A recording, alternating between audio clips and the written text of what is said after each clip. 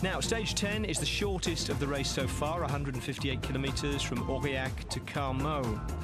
The intermediate sprint is only 37.5 kilometres into the stage, so there's every incentive for the green jersey contenders. Once they're through that, there are 4 climbs along the route, the last of them just 15 kilometres from home. Once the riders reach Carmaux, they'll know for the first time that there are fewer kilometres ahead of them in this race than there are behind them. There are the green jersey standings coming into today. Philippe Gilbert with a 45-point lead over Jose Joaquin Rojas in second and 64 over Mark Cavendish in third. Now, the 3 of them were sprinting for 7th place behind the day's break at the intermediate sprint. The HTC train of Mark Cavendish on the left, the green jersey of Philippe Gilbert starting on the right, then deciding he'd taken the wrong wheel and trying to get across. Jose Joaquin Rojas in the blue of Movistar was already there with his lead-out man, Francisco Ventoso. They protested that they'd been boxed out by Mark Cavendish. It didn't look as though he deviated much from his line, though, so we'll see what the commissaires make of it. But for the moment, it was Cavendish 2 places ahead of Rojas, who was 2 places ahead of Gilbert. So they steal back 4 and 2 points respectively on the green jersey leader. That's exactly what Gilbert was doing. Get rid of the sprinters. It's completely what we didn't expect. We thought 1 or 2 riders might try to springboard away here, but Gilbert has used the hill to get rid of the sprinters and make a better room for himself at the finish. He's a very clever bike rider. Well, King of the Mountains at the start of the day is being dropped here, Phil. There with the polka dot jersey, Johnny Hugeland having a very hard time. This is the damage that's being done at the rear end of the race, and that's all because of the pressure from Omega Pharma Lotto. They went to the front to see if they could get rid of as many sprinters as possible. Look at this move by Philippe Gilbert. He's got the bit between his teeth here this afternoon. Vogler, the man in the yellow jersey as well, is riding all over this Tour de France this afternoon. It looks like Tony Martin coming across. 15 kilometres to go. Philippe Gilbert looks at the damage. This is his move, because once over the top of this climb, we are going to fly downhill into Carmaux. And now Thomas Voigtler, again the leader of the Tour de France, looks over his shoulder, says, wow, we've got a gap, and he's willing to work with them now. Yes, that looks very much like the style of Tony Martin, HTC, high road coming across. Voigtler, the yellow jersey, first over the top of the last climb. And don't forget, he's second in the points competition for the King of the Mountains, so he gets another little point there, might be quite valuable. I don't think he's going to work with this group to consolidate on their advantage, because there's a big main field starting to come back, but he does need to stay in contact with Philippe Gilbert, because Gilbert really is going today. Well, the split is there, and Tony Martin has come across that gap. These are strong men who's got it up here now. Now it's basically downhill. It'll be a twisted descent guaranteed. The flick of the right arm there to say to Tony Galopin, come on, get through, do some work. Remember, France hasn't won a stage of the Tour de France yet. We've got 2 of them in here now for France, as we get 5 riders. But this is incredible, Paul. The maillot jaune, the maillot vert, the green jersey, the yellow jersey, going clear of the field, 14 kilometres to go. The ever-changing face of the Tour de France.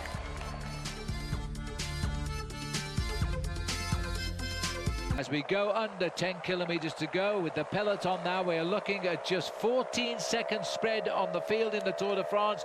It is Garmin Cervelo who's got control of the front now. There's so much firepower in this breakaway, and they could be dragging Tony Galopin in the red and white jersey of Cavendish here, Phil, to a French victory. More speed required, says Thomas Voigtler. Tony Martin says, well, you come in front of me then. He says, no thanks, I'm going behind you. The Union flag of Great Britain indicating there that the headwind now might be having its effect. They're all dodging on the back wheel of Gilbert, but nobody seems able to go and give the Belgian a hand. And Jens Voigt is trying desperately now to bring the rest of the race into contact. Well, a little move here by David Ince as he tries to split up the group. He probably realised it's starting to come back now, Phil. We're looking at 7 seconds. There's the main field. These are very desperate moments. Ooh, and poor old Philippe Gilbert, he's probably got an awful lot of lactic acid in those thighs. Now goes the move by Euskadi on the right. They haven't got a real sprinter, but they certainly got some opportunities to try and go. It looks to me like Izagir has made a move here. Philippe Gilbert gritting his teeth here. He heard the time check had just gone up a shade to 10 seconds, and he's gone again. Well, you know, this man is having an incredible season, and he's having an incredible Tour de France. He has literally ridden the other riders in the breakaway right off his wheel. Tony Martin is going back to the main peloton, and I think that will be a big advantage for Mark Cavendish, because Tony Martin is a powerful man, a powerful part of the lead out for HTC High Road. The peloton still haven't got themselves back to Philippe Gilbert. If he wins this one, this is going to be an incredible victory. And they must be wondering, Phil, what can we do to pull back Philippe Gilbert? Well, he's got himself into his time trial mode now. He's looking lazily onto the handlebars, as streamlined as he can. They are still on this long descent here. They're absolutely flying into Carmaux. Well, he's got himself still 12 seconds advantage over the peloton, and it's a bit of panic on board, I think, in the peloton this afternoon. Well, Philippe has just hit the one little uphill there before we continue our way down to the bottom, and that is where the peloton have used it. There is Mark Cavendish, fourth man in white to the right. Rojas is just behind Cavendish as well. So HTC High Road are now getting control of the race, as again we now see an attack from Perez. Alain Perez has launched an attack. Well, another slight move coming here from Vacansoleil, but just look at the organisation of HTC High Road. They're not panicking. They don't want to respond to any of these attacks. They want to keep a steady tempo, because if you accelerate, that really is bad for the sprinters. That's the American rider TJ Van Garderen setting the tempo on the front of the pack, but lined up behind him are all of the HTC High Road lead-out squad. Well, the one man missing from HTC High Road, surprisingly, is Matty Goss. He's just been dropped by this group and is now behind the race. So I'm a bit surprised at that, but he's not having a good day after that rest. The others are all here and working for Cavendish. Again, Mark Cavendish has surprised us on a hilly day. This pure sprinter has survived to looking likely now to fighting out the finish. Well, very often, Phil, people say Cavendish can't climb, but bear in mind, you don't win Milan-San Remo if you can't climb. That is the longest one-day race at over 300 kilometres, 180 plus miles, straight down from Milan to San Remo.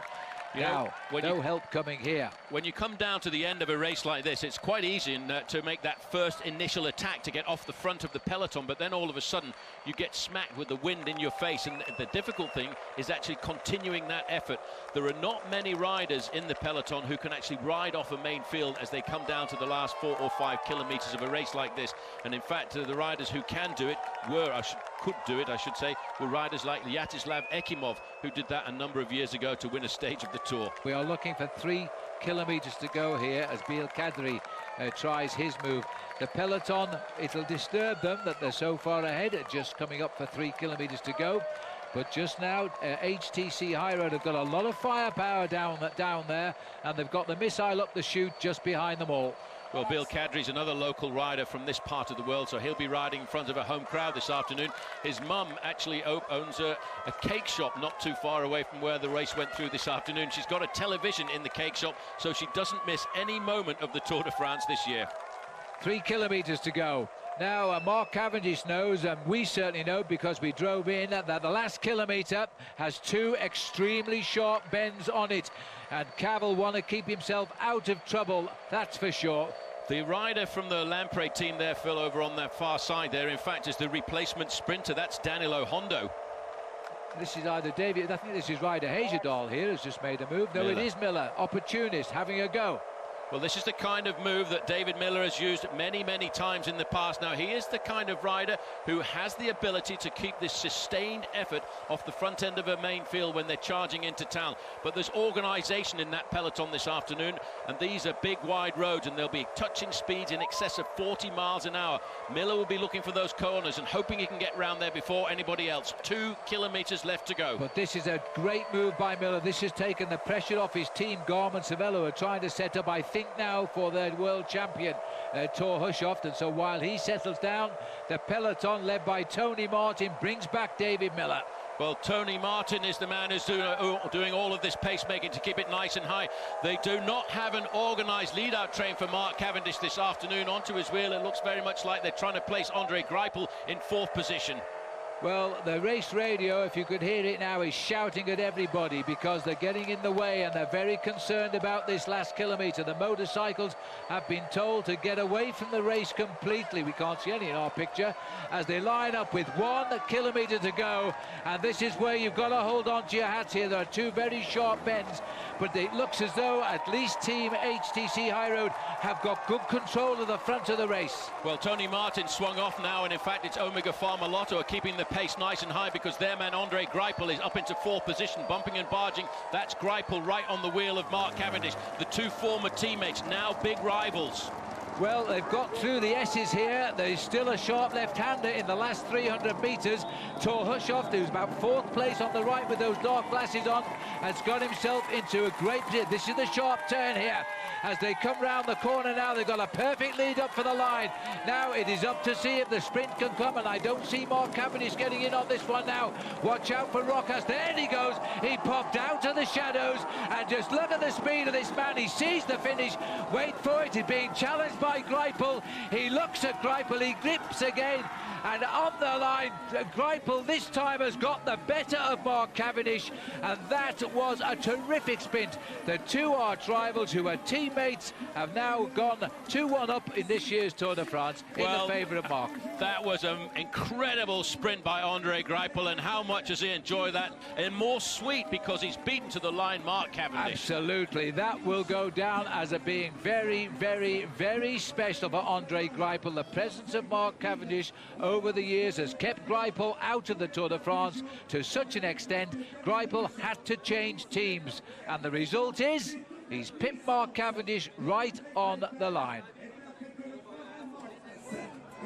He did, and not quite as close as I thought it was once the photo came out. So there's the stage results. A top 4 of Greipel, Cavendish, Rojas and Usoft. Then Romain Fayou, Daniel Oss, off whose wheel Cav launched himself, Sebastian Eno, and Borut Božič just edging Geraint Thomas into 9th. Philippe Gilbert finished 14th, which is pretty good given his huge effort to escape. All the favourites finished in the main field on the same time. In a group also containing Ben Swift, the world's new favourite cyclist Johnny Hogeland came in just under 6 minutes down.